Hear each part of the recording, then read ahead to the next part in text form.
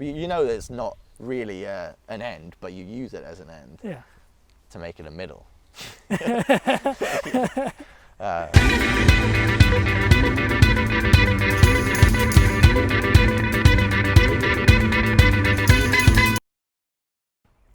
Is a goal necessary to any beginning? That's a good one to start with. That's the first question. Yeah. Begin with the beginning.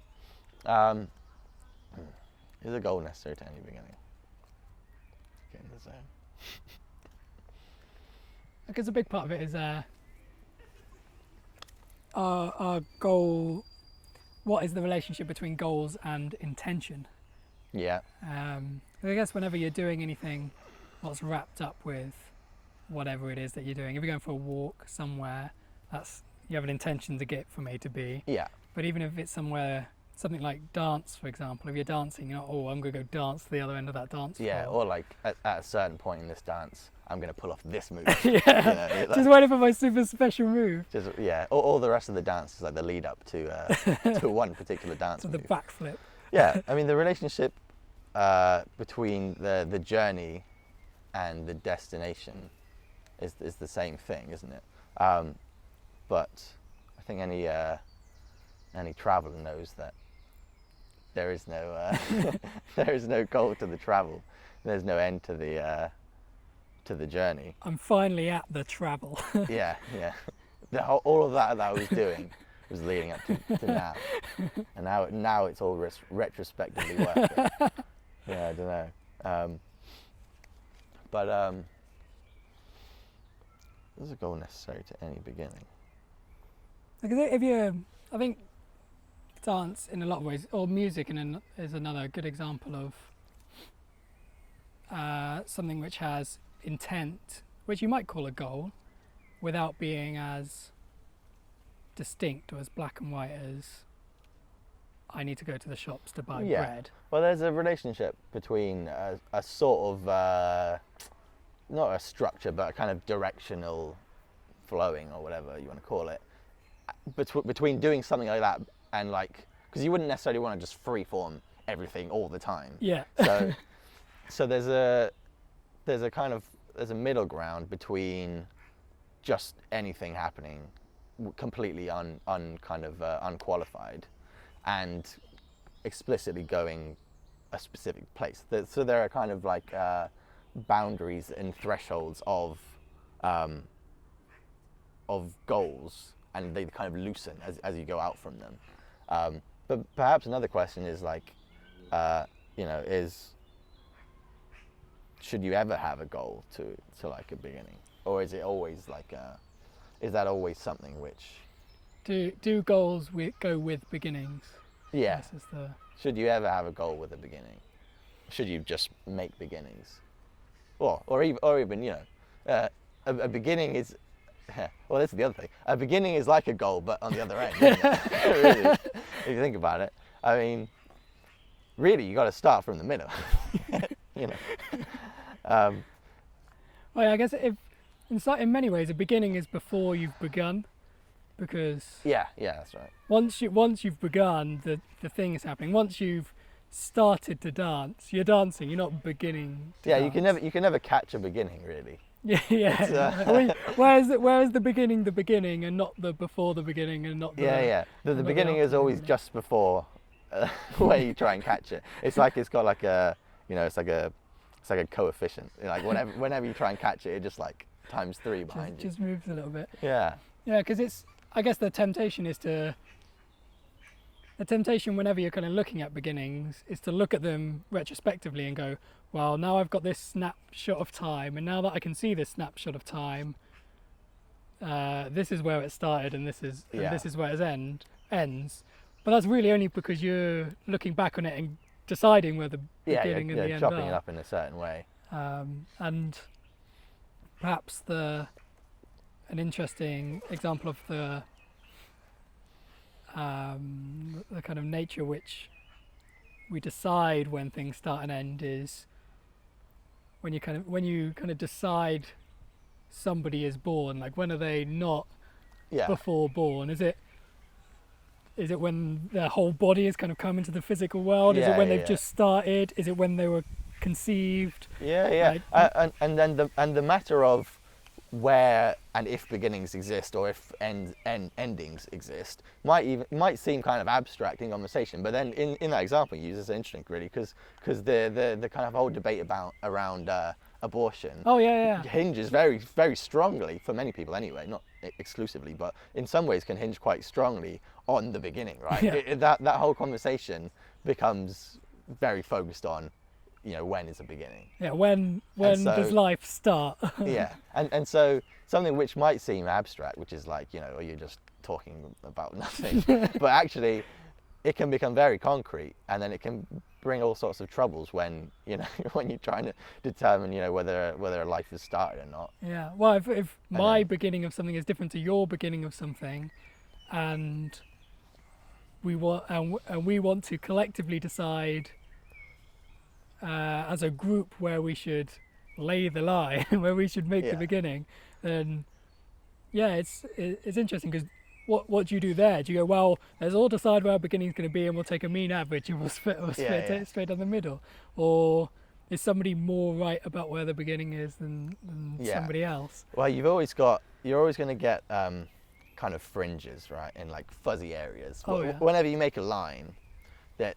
like, I mean, I don't know if a line even does a line exist. I suppose you can like you can make a line, but when you draw a line, there's always kind of fringes. Yeah, fuzzy around the line. area There's either fuzzy side. areas. Yeah, you're always like, at least to most like human scales. I mean, I suppose like maybe at like a quantum level you can like say like this is like the base level of like the line, but at any other scale there's always like fuzzy areas, gray areas around lines. So like if you were to look at like if you look at your hand and you see the boundary and you say this is the outside of me and this is the inside of me, but then if you go in with a microscope you start to notice that there's all sorts of particles coming in and off, interacting with each other, and there's not actually a clear line. Oh yeah. When you look at a person, for example, and you see like a defined outline, which is the bounds or the boundary of the person. Yeah. But Switch over to like infrared, for example, if you want to use Yeah. an infrared camera, and all of a sudden, oh, no! oh, the wind's picked up. Right, resume. Back in. Oh, where were we? Now, where were we? Catch us in the middle. So the question. This is a prime example of where's the beginning. Yeah. So what were we saying? Well, yeah. The point is that like whenever you cut a line, there are necessarily, unless you're dealing with like the sub-microscopic scales of things, there are always kind of like fuzzy areas. Yeah. There are bits which are kind of half in, half out. And again, like like we were saying with the whole slightly sensitive abortion issue, it's something which might seem kind of abstract when you talk about it, because people will say, well, obviously you can talk about fuzzy areas, but we can quite clearly see where we can see where you are, and we can make interference patterns and draw an average line. But then when it comes to the problem is that once you take that kind of rationale to more sensitive topics, then fuzzy areas start to become very important actually. And if you're talking about, I don't know, if you're cutting the line between two things, and then your two things are, let's say, male and female, then suddenly an abstract idea of like where's the line suddenly becomes quite important to To anybody who feels, to anyone who is in a fuzzy area, Yeah. which is pretty much anyone to some degree. And so actually there's a very concrete kind of importance of just being aware of. yeah, because it's not That. like you would want to think before you start everything, oh, I'm going to spend half an hour contemplating when the beginning of this thing is and when it's not, because you'd never get anything done if you were so worried about it. But but I guess it's more just the idea in the back of your mind that perhaps every line that I draw, everything that I think is definitely this. I don't have to take so seriously and that's to say that I don't have to think that everybody who disagrees with me is stupid just because they define something slightly different to I do in that kind of fuzzy grey area. Yeah. And it's being aware. It's worth being aware of it. Well, it would make for interesting conversations as well, because like, where do you get the information from that makes you decide, for beginning, for example, where the beginning is? It's your idea of where the beginning is, and you've learnt that over your life. So if somebody has a different opinion, they only have something to teach you, even if it's to teach you that you disagree with their reasoning. Yeah. And so, kind of shutting the conversation down, going, nope, that's it, I've learned all I need to know, and I never need to This is know the segment. anything else. I'm done. All it does is stop you having conversations with people. Yeah. Um, I mean, there's of course, like you touched on, there's a practical function of being able to cut things up, Yeah. being able to speak to someone and say and know, like, you know, Yeah. the area that you're speaking to, or in anything, you know, we split things up and we say, you know, this is this and that's that, because it allows you to proceed, and you need to have both always at the same time. But you've got to keep both. But the point is that it's not really that that one's better than the other, but it's just that you need to have both. But both happen at the same the point time. is that typically you can trip into thinking that there's only rigid cuts between things. So there's only this on that, and that there's no communication between the two series of things, and to live your whole life as a binary I guess equally speaking, you could kind system. of go the other way, and you could kind of imagine a fictional character who thinks that everybody who uses words is ridiculous because Yeah. they're like, oh well, what do you really Yeah. like? Every time you say one word, it's like, well, what do you mean by that? And it's like, well, you know, you can exactly, never talk to and them. that's just as irritating. Yeah. Yeah, and people do that. The word thing, and it's a bit annoying. You know, because you have to start somewhere. Yeah, you got to. You know that it's not the try. start. You know it's not the beginning, but you still have to. You have to in your mind start somewhere. Yeah. But you just be aware that it's a middle. But you take it as a. But you take it as a beginning. Yeah. Yeah, and maybe you even take a goal. Maybe you even take an end. Yeah. Back to the question. But you know that it's not an end, but you take it as an end because it serves some practical function. You know, I mean, it's like traveling. You know, you might think, oh, I'm going to loosely travel there or to place X, as a means of, you know, starting up and getting going. But you know that it's not really an end, but you use it as an end. Yeah. To make it a middle. There you go. Anything else on that? I guess you could just say that.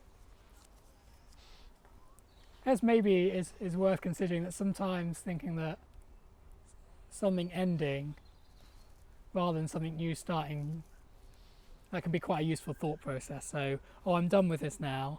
And it doesn't mean I have to go do something brand new, but it means that I can kind of leave that thing. I can come back to it. I can come pick it back up.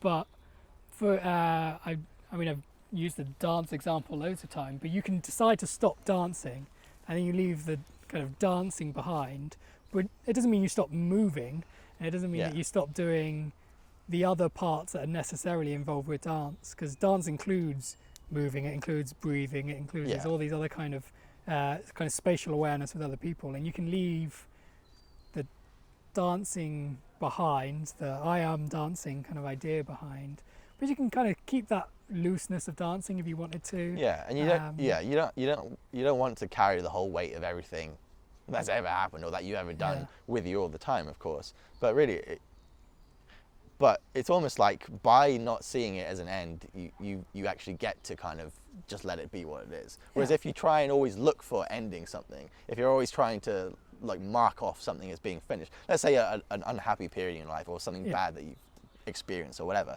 if you're always trying to say now that's finally behind me, then you're tripping yourself up because whereas if you just kind of let things play out. Yeah, I guess you can only ever fail if you say it's over, that's it, my unhappy period is over. You really can only ever fail because and if you make it a specific end, then any time it kind of encroaches back on you, then you're suddenly back in again, and then you're never letting it go.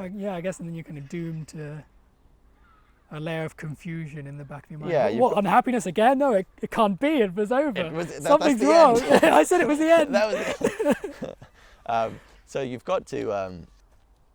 It's really, even still in that case, it kind of trips you up. So you've got to just kind of let it fizzle. And if things pop back up again, then that's fine, because like that comes down to the same thing. It's because everything's moving at different speeds Yeah. and different amounts of overlap between things that you do and experience. And Well, if anything's going to end, it's not really because you say it's going to end. It's because it's just because it ends. yeah, It's and yeah, you just kind of going with it and yeah, just keep on moving. yeah. You just keep moving, and things will either move with you or they'll Yeah. trail off. Yeah. They'll get too much. They'll accumulate too much friction and just like gradually stop. Yeah, moving that's a with good you. way of thinking about it. I like Yeah, that idea of friction. they'll be slowed down by their own weight. Yeah.